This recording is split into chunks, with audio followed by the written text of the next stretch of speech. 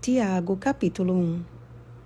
Bem-aventurado o homem que suporta com perseverança a provação, porque depois de ter sido aprovado, receberá a coroa da vida, a qual o Senhor prometeu aos que o amam.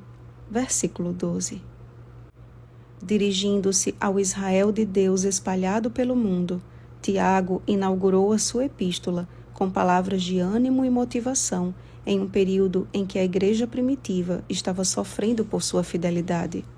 Após o Pentecostes, uma severa oposição se abateu sobre a comunidade cristã, de forma que muitos foram mortos e outros tiveram que deixar suas casas e partir para lugares desconhecidos.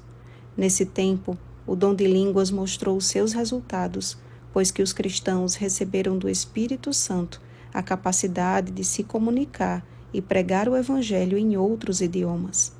Tiago entendeu que a perseguição, a escassez de recursos e as constantes ameaças poderiam ser fatores de risco à fé comum. As várias provações, contudo, compreendidas conforme a sabedoria do alto, seriam um poderoso instrumento para fortalecer a Igreja de Deus, e não o contrário. Tanto os irmãos de condição mais humilde quanto os ricos deveriam ter boa consciência diante de Deus e dos homens, buscando viver a fé com perseverança. Diferente da provação, que promove uma fé resistente e perseverante, a tentação é uma propaganda do pecado, e cada um é tentado pela própria cobiça.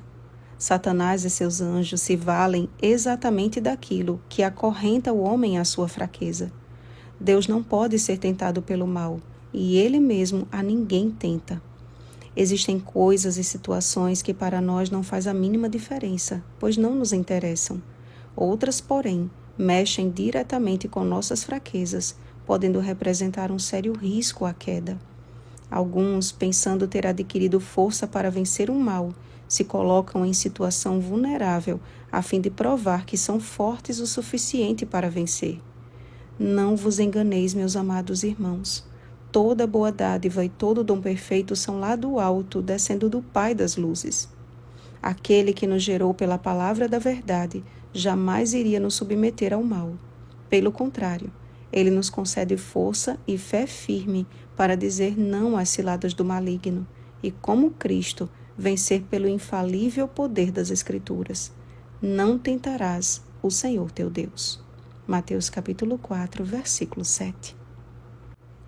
A realidade do mundo atual nem se compara com o que os cristãos primitivos tiveram que passar.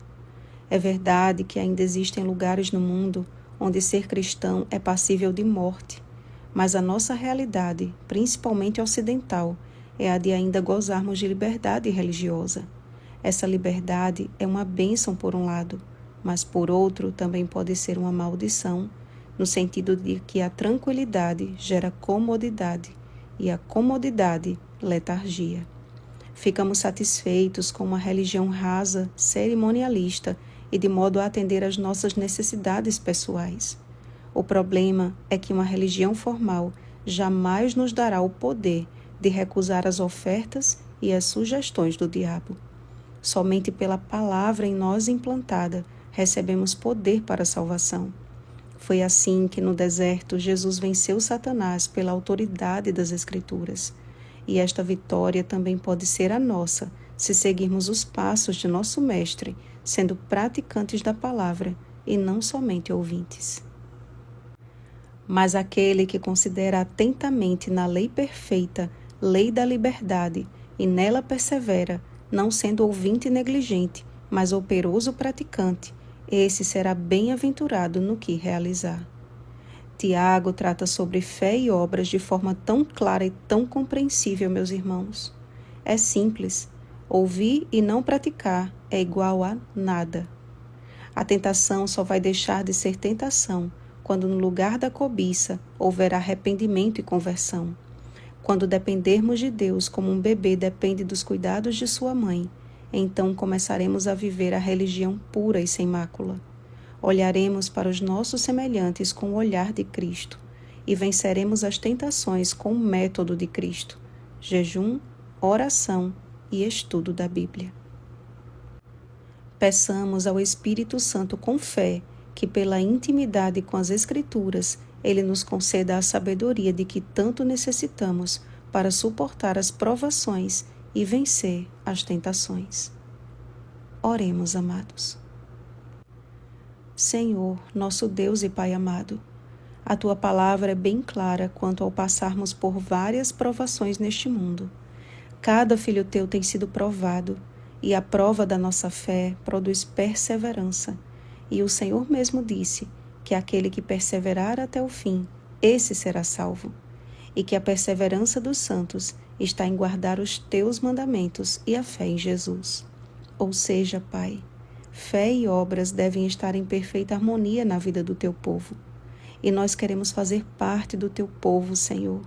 Nós Te amamos e queremos estar onde Tu estás. Fortalece a nossa fé e dá-nos a sabedoria do alto para vivermos a religião pura e sem mácula. Em nome de Jesus. Amém. Vigiemos e oremos. Bom dia, meus amados irmãos. Oremos pelo batismo do Espírito Santo. Oremos uns pelos outros. Rosana Garcia Barros.